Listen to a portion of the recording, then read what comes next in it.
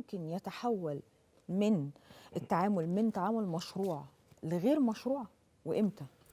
هو الامر ده وارد، لان هو يعني لكن هو ما بيبقاش وليد اللحظه. يعني وليكن فلان ده شخصا ما معاه قرشين فبيروح يغيرهم، فبيبدا الامر مره في اتنين، فبيبدا في تكرار وبيبدا في نشاط منظم وبيبدا في تربح من وراء عمليه التغيير خارج السوق المصرفيه على اعتبار الاستفاده من فرق العمله. فهنا يكون لدينا جريمه. التعامل المشروع إذا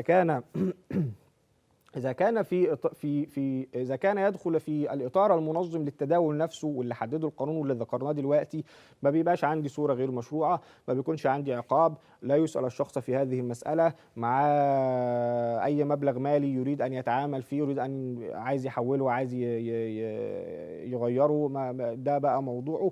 لكن التعامل خارج الإطار، تكرار النشاط نفسه، حتى ان المحاكم بتتشدد في العقوبه للاسباب دي، لان هو تكرار النشاط، ان تكون هناك جريمه، او ان يكون هناك نشاط منظم في حد ذاته، او ان يكون هذا المتهم بيتربح، لان هو في تجار عمله واحنا كلنا عارفين، فتاجر العمله بيتربح من وراء هذا التغيير وهذا التعامل ده والتداول. اتجار صريح طبعا. بالظبط. فهذه الامور المشدده تشدد العقاب في هذه الحاله، ومن الممكن ان تصل العقوبه الى 10 سنوات وغرامه 5 مليون جنيه وفقا لظروف الدعوه وحيثيتها. سنوات يعني مفتوحه سنوات، يعني ممكن واحد ياخد 20 سنه مثلا، 10 سنين اقصى حد 10 سنين. يعني العقوبه المقرره في الاتجار هو في النهايه بتبقى العقوبه تقديريه للمحكمه، لكن احنا بنتكلم ما لا يقل عن 5 سنين وما لا يزيد عن 10 سنين، وغرامه ماليه قد تصل الى 5 مليون جنيه. والمشرع اعتبر في هذا